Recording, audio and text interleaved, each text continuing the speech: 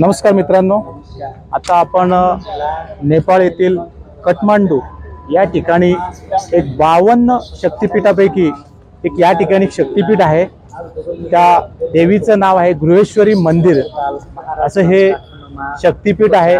शक्तिपीठ श्री गृहेश्वरी मंदिर एकूण 52 शक्तिपीठ आहेत। त्यापैकी 50 जे शक्तिपीठ आहे ते भारतामध्ये आहेत आणि एक जे शक्तिपीठ आहे ते नेपाळ काठमांडू या ठिकाणी आहे आणि दुसरे एक शक्तिपीठ आहे ते पाकिस्तानच्या कराची मध्ये ते शक्तिपीठ आहे।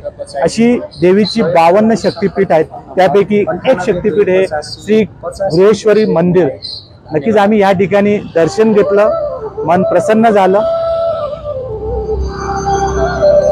आतमध्ये तुमचा मोबाईल असेल, फोटोग्राफी असेल ते मनाई करतात। त्याच्यामुळे मी तुम्हाला मंदिरचा जो परिसर आहे तो मी बाहेरून दाखवत आहे। खूप सुंदर असं मंदिर आहे।